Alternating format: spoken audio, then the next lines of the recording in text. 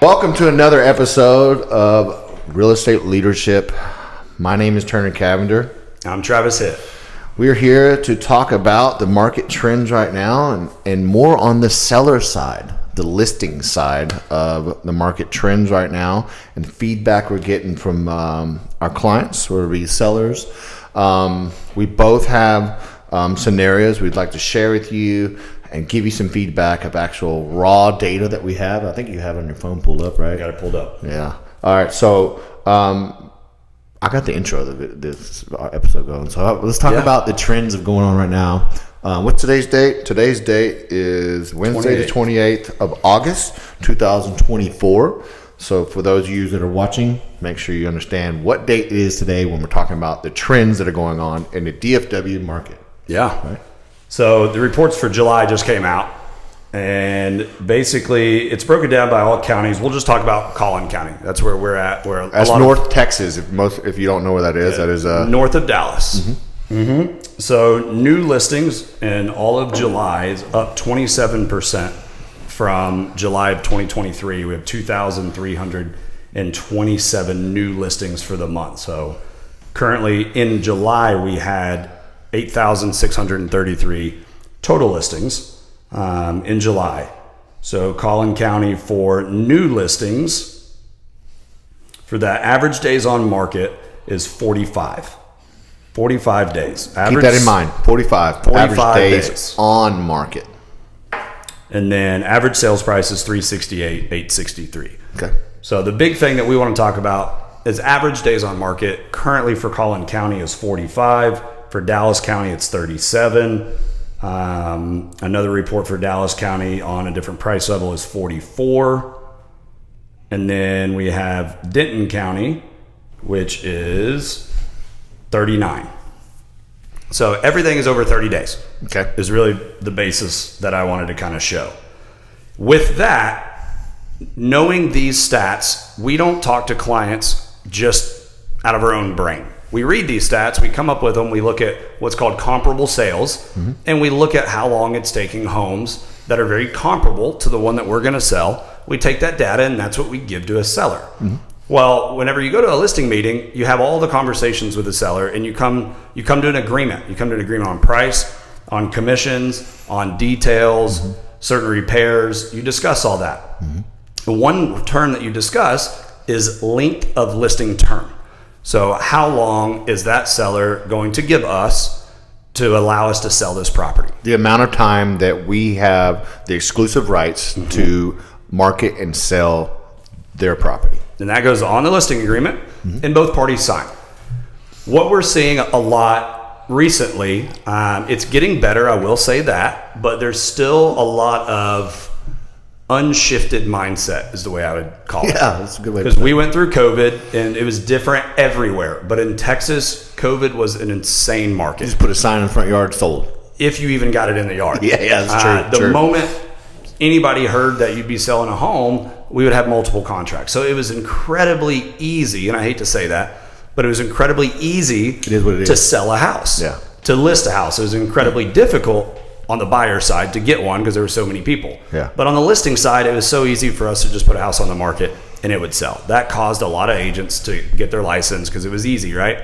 Well, now we've had 45% less people join the National Association of Realtors this year than even last year. 45% less? 45% less. Because after COVID. Not a get rich quick situation. It's not as easy as the shows say and show. Yeah. So a lot of people realize that it's not easy to sell a house. All the time. There are some that are more simple than others, but listing a home and being in real estate takes a lot of work. Yeah. So I hate to bust people's bubble, but it's not simple. It's not easy. And so that shows, one, that 45% less people have joined because they had an incredibly difficult year, 2023, I'm sure, and they realize this is not as easy as we expected.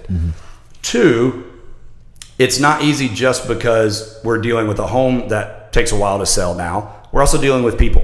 So I think a lot of agents are finding out that it's not a simple role to work with people and to sell a home. Because I tell clients and people all the time, there's going to be frustrations and issues with real estate because you're not selling a product. I talk to a lot of agents, a lot of people that think they'd be really good at it, or sellers think that, hey, this is going to be smooth, my house is great. Yeah. But I let them know that we're not selling one product. We're selling a home, but we're also working through emotions on both sides. Buyers have emotions. Buyers' agents have emotions. Sellers have emotions. They definitely do because they're selling their home. And listing agents representing the seller has emotions. So you have 4 different brains that are working together at all times to sell a home. That's the product. I like how you're laying this out right now. Well, this is some good. This is some good stuff. You better pay attention, people. So just because you're good at sales doesn't mean you're going to be great at real estate sales, because you also have to be very good on a psychology level to work with people and to work with emotions and to work through negative situations. You can be great at sales and you may be a terrible realtor. You may be not very good at sales, but you're really good with people and situations, and you may end up being a phenomenal realtor. Because sales can be taught. Emotions and the way you handle things, that's a personal choice. So don't think, if you're looking to get in this industry just because you don't think you're good at sales, you may end up being phenomenal at it just because you can work with mindsets. But what Turner's wanting to get at, it's taking a long time to get there for me, is basically the situations of you sign a listing agreement with somebody. My minimum that I sign a listing agreement with somebody is typically, my standard is 6 months. Luxury homes, so anything really over $1 million, is a year. Why do I do that? Why would I tell a seller, hey, hire me for a year on this more expensive home and a luxury home? And you would think that that would kind of say that I don't have confidence in being able to sell this property. No, I'm also not egotistical or arrogant, and I can't see the future. We go off of data. And we look at those homes, and a lot of luxury homes, a lot of ranches, a lot of unique properties don't sell in a week. And so we want a longer listing agreement because we spend a lot of money on these properties to get them sold, that we don't want the expectation to be unrealistic and say, hey, give me 2 months to sell your home. I'm going to spend thousands of dollars on it. And data says that most likely this home's not going to sell in a month or 2 months. Why would I agree to that? So we don't. We want the time that's earned and deserved, and that's by the data shown that may be needed to market this property and get it sold. So there's a lot of frustration in the industry because people will sign a listing agreement, let's say a 6-month listing agreement. Turner had a situation where they signed a year listing agreement, but then it gets to be 15 days. Typically right now, we start to sense frustration, I guess me personally on my deals, at least around 2 weeks. It's a natural occurrence that everybody, if it's your personal home, you love your personal home, right? Most of the time. Some people don't, and that's why they're moving. But most people had a great experience in their home. They had families there, and now they're moving for a specific reason, but they may not have hated the home. So they think it may sell really fast because they absolutely love it. It has everything that they want. But just because they like it doesn't mean what they did, everybody else is going to love. So about 2 weeks in, week and a half, 2 weeks, I start to sense a little bit of frustration pretty much from most sellers, wondering why it hasn't sold yet. And I just remind them the data that, hey, when we met, your average days on market for this neighborhood is 42 days. We're at 14 right now at 2 weeks. I know you're frustrated, but per the data, if we had already sold, that would be amazing. But we're finding it's a very natural occurrence for people to be frustrated that it hasn't sold yet. But people also have to remember, if you're a consumer and you're hiring somebody, remember what you signed and the thought process you had in the beginning. Now that it's listed, it's become real, where pen to paper, it's still not real yet because your house isn't on the market. But if you give somebody 6 months or a year, you need to give that to them. As an agent, if you do a listing agreement for 6 months, the last thing that any agent wants is for somebody in 30 days to come and say, hey, why is it not selling? We may consider using somebody else. They haven't even had the chance from the beginning to do what was said was going to be done. And you showed the data that, hey, most likely there's not a large chance that this will sell in 2 weeks. That's why we give that data up front, to set expectations that there's a potential chance it'll take this long. But sometimes that can be overlooked, even in listing appointment, because of personal emotions of wanting to get the house moved. Right. So would it be a good segue to talk about a real life scenario? Yeah, I was going to go into yours. Okay. So, with the real life scenario, I have a current listing right now, August 28th, 2024, a property in Glen Rose, Texas. It is a ranch, 15 acres. 3-bedroom, 3-bath. It is out there. Great property. It is great property, but it is out there. Okay, so it's a unique property, right? So we talked about earlier about having a longer listing agreement where I have that amount of time to list and sell it exclusively. My client that I have with it, even if he sees it, he's not going to care. We're really close, and we got through this in a very professional way. If you watched our last podcast, we talked about this topic. I called Travis to discuss it with him in situations, but the house has been on the market for 44 days at the time when I received the call. The client was not trying to be negative in any way. He was just trying to provide some solutions. Yeah, he wants his household. But at the same time, if I was a irresponsible or erratic realtor, I could take it a negative way. He presented with me that he would like to use an agent that sold the property, a ranch across the highway from him, and I was doing everything I could to appease my client. Even though it's a business, he was also a friend of mine.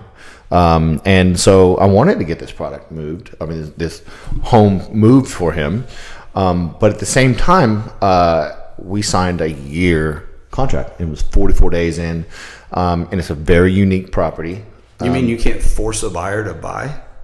Right? Yeah. You can't force anybody to buy or to move out on a ranch. Yeah. Right? Yeah. So I called this agent. We had a good conversation. The first question I asked is, what value could you bring to the listing? But I don't think you mentioned that. Basically, his client mentioned to him that he would like Turner to discuss a potential listing, co-list, or her take it over because she was close to the property and works out there. Yeah. So that's what the client asked. So, with that being said, the client expected open houses. And in ranch situation, I actually looked up the stats out there. Open houses aren't common. Someone that wants to buy a ranch property is going to schedule a private showing. Okay. I did have an open house and nobody showed up, but a nosy labor that wants to come check. Tons of open house signs along the highway. Oh, yeah. There was probably at least 15. We didn't have any in the office for the rest of the guys. I took them. But anyways, the point is that I took the time out of my day, it's my job, to appease my client, have a discussion with the other agent, and then bring all that information I had with the other agent. That the only thing that other agent could do was bring her network and or sphere of people. All right, that's great. Well, I have literally done everything you could possibly do for a listing. Market it right, great photos, YouTube videos, driving ads to it. We're dealing with the current market right now in that area, which is, when we purchased the property, the ranch from my client 2.5 years ago, it was on market 380 days. Right. And it was priced appropriately. Yeah. And so it's priced appropriately now. We already got it. We already got everything we needed to know what it's actually worth. We got an assessment and all that stuff for it. So we know we have it priced appropriately. Right. So we just have to be professional, to have a conversation with your client, knowing that his feelings are valid because he wants to move the house. He wants to go on to the next chapter of his life, which I completely understand, and I know his chapter of life, which is next, and I'm excited for him. But the frustrations, even that other client the other agent I was talking to, were getting the same feedback from all of her listings. She has currently 6 ranches on the market. Wow. Okay. And none of them moving. So why would in my eyes, why would I co-list with something when she's had product or in homes that are not moving at the moment? I would send that data to my client. Yeah. And I did. And I did. And he's like, oh, well, then never mind. You're doing everything. I trust you. Or my family trusts everything. You're going to be able to move it right. But what I'm talking about is your clients, or if you have a listing or if you are a client that has an agent, understand that if they're doing everything they can, you got to understand that there's market trends. Do some research on average days on market in your area, and have a conversation with your client, or with your agent, and understand those things. But when you if he would have given me a 2-month listing agreement, I wouldn't have taken it because realistically, I wouldn't have been able to recoup the money I put into it to get it sold and get eyes on it. Yeah. Right? So with the market trends, like he was saying, some people have some expectations. They get excited, right? Mm-hmm. You know, the listing appointment's exciting. Oh, we're going to get it on the market. It's going to sell. And then 2 weeks go by and you're wondering why there's no showings or something like that. So checking yourself, whether you're an agent or a client, and doing research on the market trends that are out there and what's going on, and having conversations with your peers. Like he's my peer, and it's very important to have conversations with people and not just get frustrated without having communication. Yeah, exactly. And that's where a lot of things can go real bad, is when you don't communicate with your client or agent. And these are very important things. I kind of wanted to I don't know if I hope you guys got the picture painted here for you. Yeah. Do we have time? Can I mention 2 things? Yeah. So all the time. We can talk as much as we want. They don't want to listen to me that long. But basically, there's 2 things here that I talked to Turner about. Is when his client presented him with the want and the expectation that he would talk to this other agent, but not just talk, consider giving up the listing to pass over to this other agent. It was. Well, Turner's a professional, and it's also a friend of his. So I explained to him that it's his job to have the conversation because it's what the client wants. But if Turner doesn't see the value in bringing that other person on or giving it to them, he has the right to express that to his client. And that's what he did ultimately. And the client said, hey, I trust you. Thanks for talking with her. But he could have said, no, Mr. Seller, my client, you hired me. I'm not talking to anybody else. This is mine. Well, then he may end up getting fired. Yeah. It may ruin a relationship. So remember, it's not our home. Whenever we're selling a home, if you're an agent listening to this, it's not your house. It's your listing. Yeah. So if your client wants you to do something that you don't think is going to work, now you can express to them and guide them and advise them. But if they ultimately want you to do something, it's our job to make sure that we are showing them that we do what it takes, but we also respect them. And if they would like us to try something, then we ultimately need to try that to a point. Obviously, I'm speaking in general terms. Yeah. But the second thing that I talked to Turner about is his business. Too many agents currently in this industry do not treat real estate as a real business. Well, that causes the consumer to look at agents and be able to criticize and fire pretty easily. Because if you don't treat your own business like a business, why should anybody else? Yeah. So I explained to him, I said, hey, he is your friend, but he also signed something with you on a business that he should not have the expectation. If he agreed to a year listing, he should not have the expectation or the thought of changing and going to somebody else because he agreed to a year. So we need to have those conversations with our sellers that if they agree to a 6 month or a year, they don't need to be frustrated or upset with us if it doesn't sell really fast.